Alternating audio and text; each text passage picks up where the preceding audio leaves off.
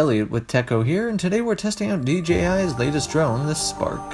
Big thanks to Drone World for letting us play around with this base model, and also sending along their new accessories to make it easier to fly using an iPad. Before we get into it, here's what you need to know. The DJI Spark is the cheapest drone in their lineup, starting at $500, but you will want at least one extra spare battery, so that's another $50. The Spark is as close to a mainstream drone as you can get. Its features are gesture controls, 3D obstacle avoidance, and also has some new video features with the press of a button. You can control it through an iOS or Android device, or the optional controller. Though they also say it has a flight time of about 16 minutes, when we were testing it out it was closer to about 10 to 12 minutes.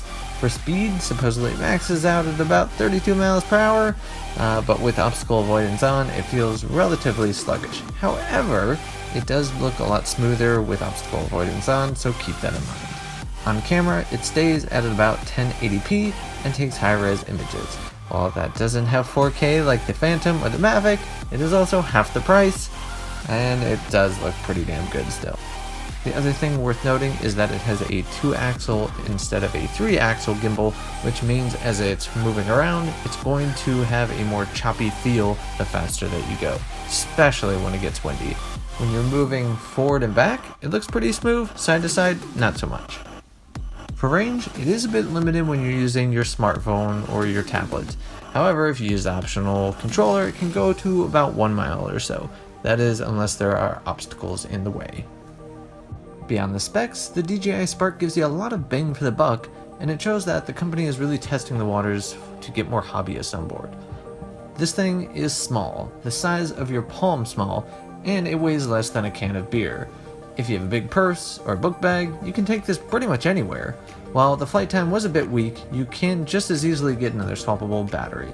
It also uses a micro USB charge port, so you can use a portable battery charger to get a full charge in about an hour and a half. If you use the wall charger, it's about 50 minutes. The other slight issue is with range. You can only go about 100 meters forward and 50 meters up when you're using an iOS device. Again, if you use their optional controller, it does give you some extra additional range. The gesture controls are the newest feature. It still definitely has some bugs to work out, as you can see in the video. However, it does make it easier, so pretty much any tech-savvy person can use it. It's kind of Star Wars-y, it's a little bit gimmicky, it's not necessarily super useful either. However, the takeoff from your palm and land in your palm features are pretty cool. The other ones, I don't really see a whole lot of use to them. The new auto video features also make it great for capturing video for social media. Press a button and the Spark will circle around you. Press a different button, it'll rocket up into the air and zoom straight down on you. In all, this was an impressive little drone and we can certainly recommend it, but be sure to get an extra battery or the combo pack. For TechCo, I'm Elliot.